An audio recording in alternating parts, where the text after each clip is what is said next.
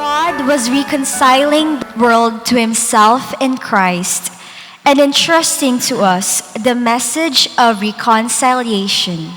The Lord be with you. And with your spirit. A reading from the Holy Gospel according to Matthew. Glory to you, O Lord. Jesus said to his disciples, "If your brother sins against you, go and tell him his fault between you and him alone. If he listens to you, you have won over your brother. If he does not listen, take one or two others along with you, so that every fact may be established on the testimony of the 2 or 3 witnesses. If he refuses to listen to them, tell the church.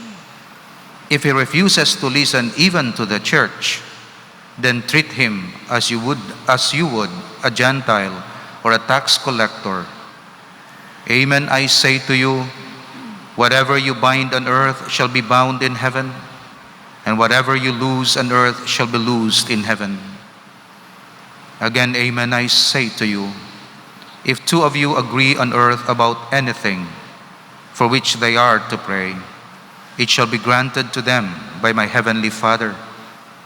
For where 2 or 3 are gathered together in my name, there am I in the midst of them." The Gospel of the Lord. Praise to you, Lord Jesus Christ. We've been talking about faith, and therefore we believe what is written in the Gospel for 3 reasons according to the Catechism: because of the holiness and love of God. So, tungod palangga niya kita, kung ano isugo iya para gid sa aton kaayuhan. Hindi gani sa iya kaayuhan. Ano pa idugang mo sa maayos ang Dios? Wala ka na dugang. He is already perfect. Kung may ginahimo man siya, it's to share His perfection to us, His glory to us, not for His glorifying Himself, no.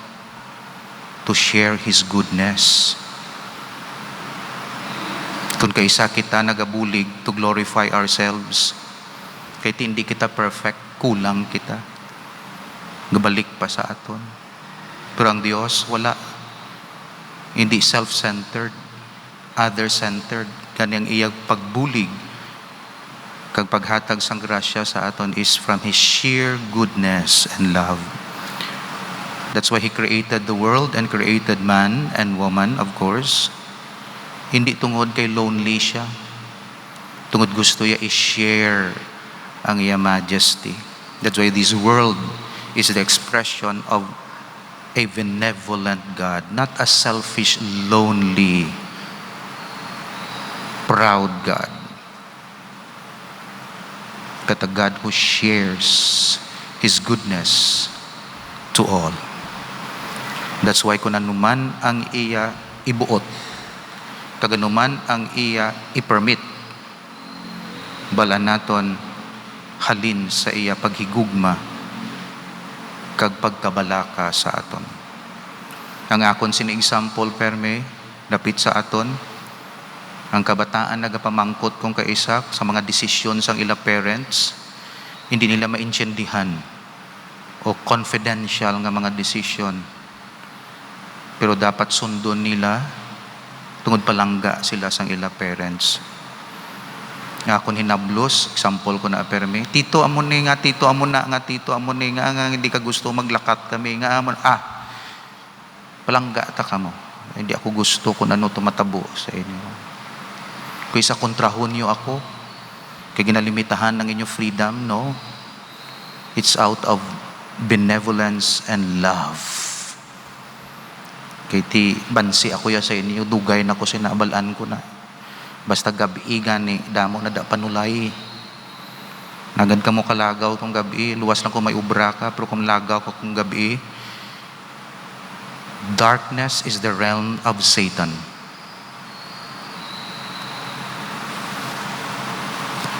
That's why he is the prince of darkness.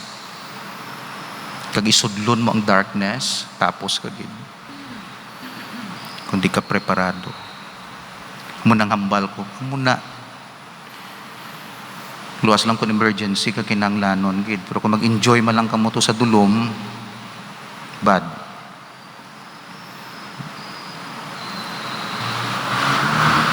Out of His omniscience, kay balaan niya ang future, general, and even specific, individual, future.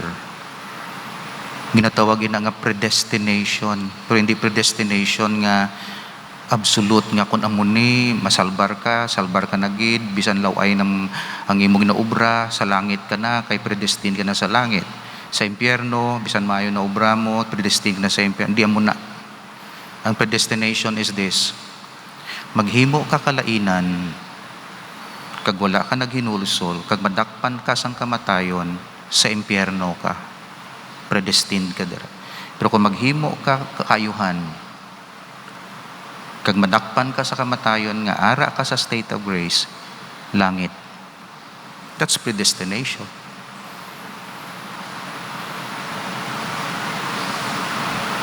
Kung magkadto ka sa tuo, hindi ka mabunggo. Kung magkadto ka sa wala, mabunggo ka. Oh, that's predestination. Pero may choice ka.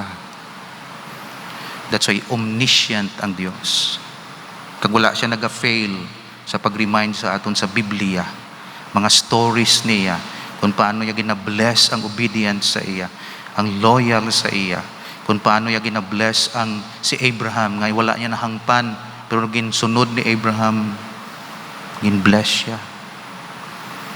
Kung paano niya gina-curse ang mga kings nga wala nagasunod sa iya. Sabi nila, subong nami sila, in the end, nagbuluang sila. King Nebuchadnezzar. Si King Nebuchadnezzar, kontraya ang Diyos. Hindi siya magsimba sa tudtod nga Diyos. Siling sang Diyos, tanawon naton, mabuang kaspla ka adlaw. Nang imo mga manggad, hindi mo na mapuslan. Ang imo mga gold na sa imo ulo, hindi mo mapuslan. Kaya nga, mabalik ka sa sapat. Si King Nebuchadnezzar, nagbalik sa sapat. Nagkamang siya nga daw, sapat daw, baboy. Tapos kinaon niya mga hilamon to. Nagbuang mo. Nagbalik sa sapat, kay buangit. Di na tong dignidad niya sang hari siya, kay buangit siya. Munang hambal sang Diyos. Siyempre, nagbuang to siguro sa mga konsyensya, panghimo, Hindi siya katulog. Hindi ka bala katulog, 2 ka semana, tanawon ta kung hindi ka magbuang, tabo sa iyo. Wala peace sa iya mind. Amo na, God is omniscient. Kabalo siya. Nag-guide siya. Pero wala siya nag-violate sang freedom, choice. Himo man nagihapon. Tagaan niya lang kasang grasya kung gusto mo, pangayoon mo. Grasya nga ginapangayo, charismatic, actual graces. Grasya nga wala mo ginapangayo pero nahatag sa imo, sanctifying grace. That's why kita tanan may sanctifying grace, wala naton gin pangayo na. Free na ya, tanan may ara na, faith, hope, and love. Ara na da. Pero ang mga charismatic, gift of healing, ginapangayo mo na o ginahatag na iya sang Holy Spirit kundi niya ihatag. Ang sanctifying grace, again, for our salvation, for our disposal, for our needs, for our sanctification, personal. Charismatic gift for the needs of other people. That's why kung may charisma ka, hindi na para sa imo self, ginhatag na para sa iban nga tao, to help them, mag-assist sa ila. That's why iban sa inyo may gift of healing, heal other people. Gift of preaching, preach. Pero charismatic gifts na, hindi na tanan para sa tanan. That's why kung wala ka sang gift of tongue, hindi pagpilita, kay wala ka na yung gift. Hindi tanan nga tao may gift of tongues. Kay gift, charismatic gifts na. Pero tanan nga tao may gift of faith. So ang iban, gift of tongue ang iya expression. Iban silence, iban, pero halin na tanan sa faith. So kung gusto mo may gift of tang ka, pagayoon mo. Di kung ihatag, thank you. Kung di paghatag, butang balon, why ka na-assign dira, lain mo. Gin-assign kaya sa pastoral council, o gin-assign ka sa finance, o gin-assign ka lector. Charism man na mo. Mag-lector, nami magbasa kay na bata, charism man na. So kung di kayak manami mag-pronounce, na magbasa, hindi ka pang lector eh. Kung nami mo tingog yati, pang choir ka mo. Ministries. Charism. Pagkapari, charism man na. Hindi tanan may karisma magpagpari. Hindi tanan ma-embrace ang celibacy. Na. So, ang pangasawa, charism na for the family mo. So, hindi tanan mga asawa. Yara daya nga single blessedness. Single blessedness, charism man na, status na sa kabuhi. Ginadiscern mo ina. So, ginahatag na sang Dios para sa kaayuhan sang iban nga tao. Ti anong imo charism? O anong charisms nga ara sa imo nga gin-refuse mo i-develop? Wala mo gingamit for the building up of the body of Christ. Yung charism mo yung mangguba. Magchismis na mo na hindi na yung charism, halin na yung panulay. Yung charism nag-build up. That's why ano imo charisms? Kasi kung kaisa, makita na sang pari ang charism mo. Nunami ka sa leadership, pwede ka ka-volunteer. May time ka, mabalanse mo ang imo work, kagang service, charism. Nami kaya sa preaching, nami ka maghambal, pwede ikaw ka kita na sang pari. O ikaw yan nami, dili sa manual ang imo, okay. Ang imo verbal, nami ka da. O ikaw ya financial, nami ka dira. Kita na sang pari. That's why ang pari, orchestra conductor sa mga charism sa parokya. Kaya ginagamit siya na para sa kaayuhan sa parokya. So kung makita ka mo sang pari, volunteer ka mo. Mama, volunteer man na bida. Kikita ya mo. Pero hindi ka mapilit. Para mag-surface, magamit yung inyong charisms. Hindi lang sanctifying nga imo lang. Yati may faith, hope, and love na ko, masimbalang ko, mapauli ko, tapos wala na. Di okay man na. Pero sanctifying grace, pero may charism ka man kung kaisa. Gamiton mo ina. Pero hindi mo na magamit sa imo self.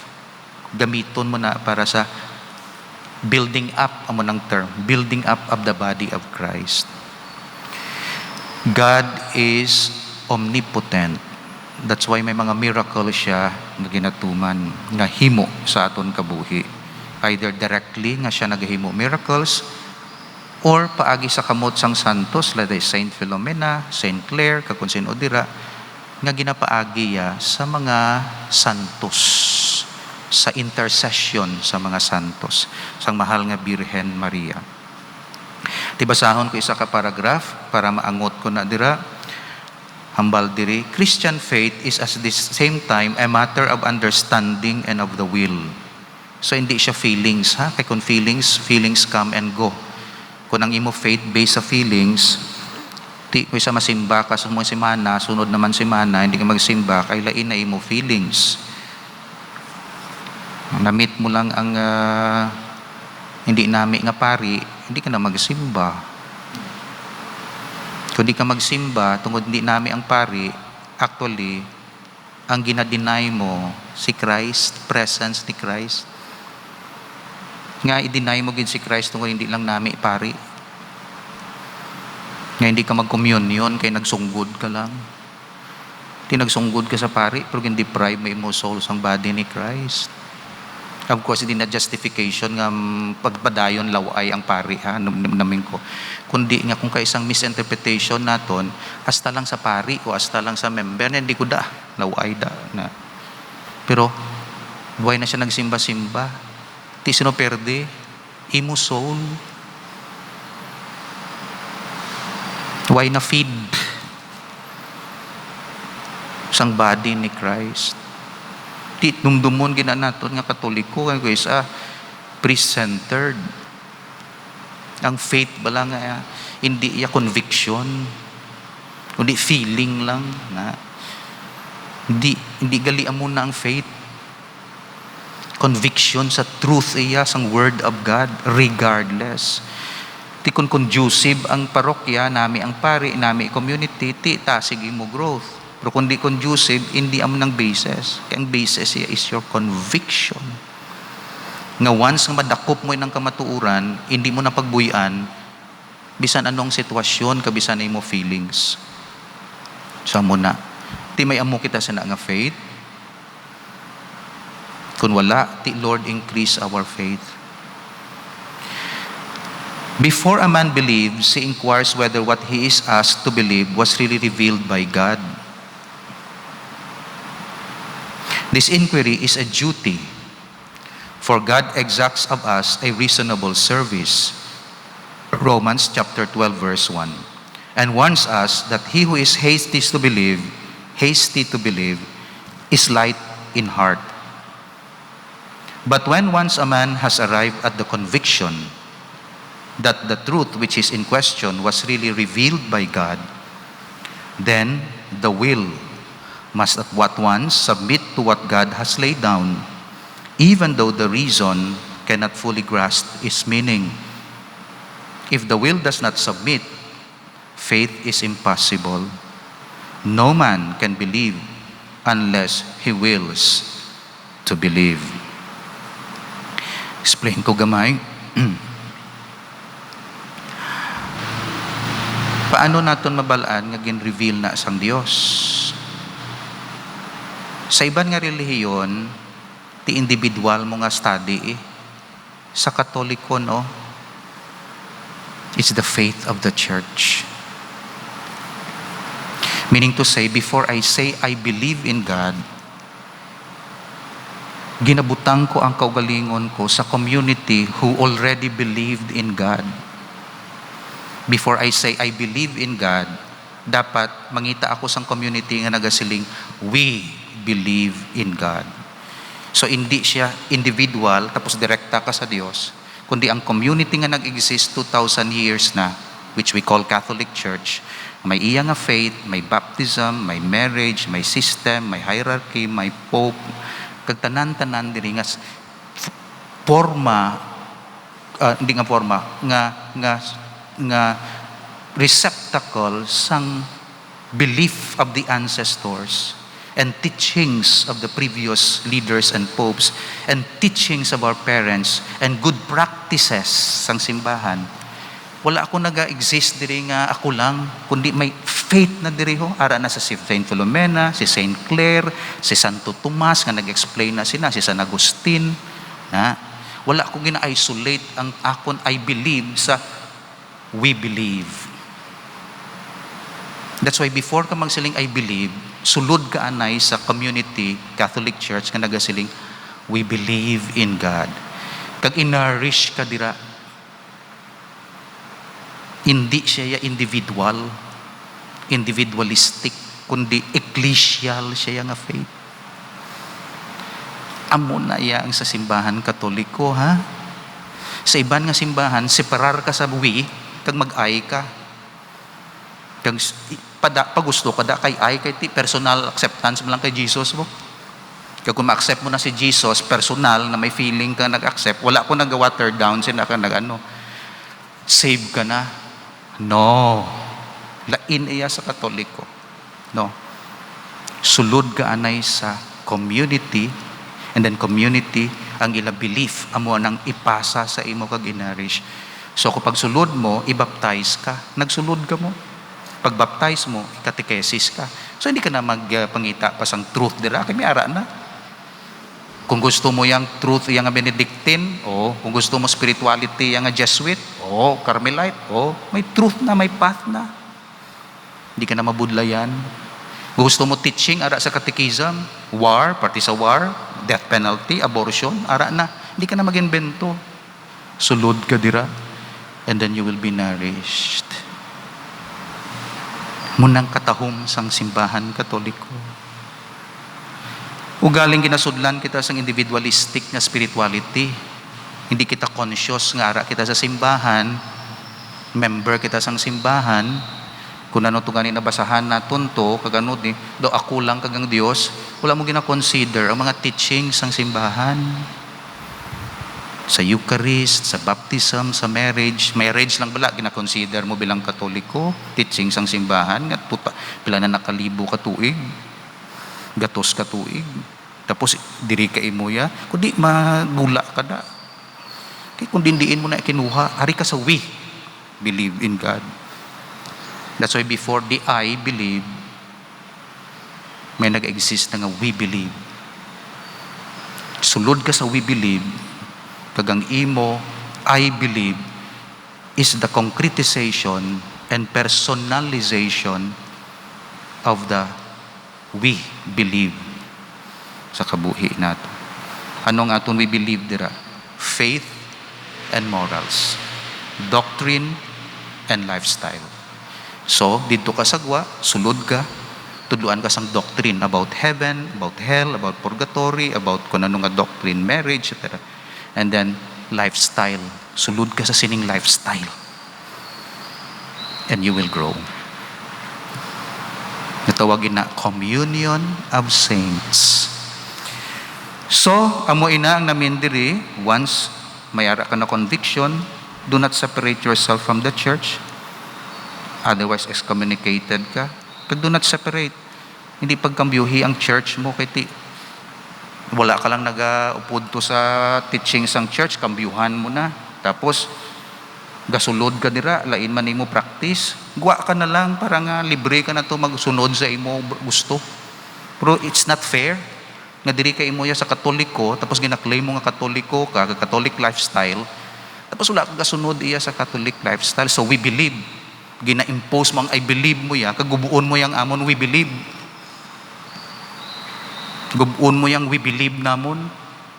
Kaya maghimo ka to ya sang imo I believe nga kundi hindi mo kinuha. Damo na mga politiko, damo. Katoliko siya, tapos suportahan yang anti-Catholic, tapos I believe siya iya, nga wala siya nag-involve sa we believe. Di paano siya mag-grow? Kung gusto mo I believe, kadto ka to sa gwa, himo ka to sa imo. Pero do not make use of the Catholic Church. Kag i-claim mo kag manago, kadain mo ya sa we believe nga do. Abi mo we believe. Why ka na we believe? Imo na yan, hindi na we believe. Why na ka santo sa amon we believe? Imo na yan. Katoliko mo ni. Once nga convinced ka sa we believe, regardless ang imo sitwasyon kag feelings, ginasundan mo ini, gasori ka lang kung makasala ka. Pero you never change the rules because you are convinced nga amo sini ginbilin ang kamatuoran dira sa ngaton Ginoong Hesukristo. Faith is personalized but not individualized, because faith, though personal, is communal. Though personal, faith is ecclesial. That's why sa Katoliko, very important ang practice ng community. Important man ma-personalize mo.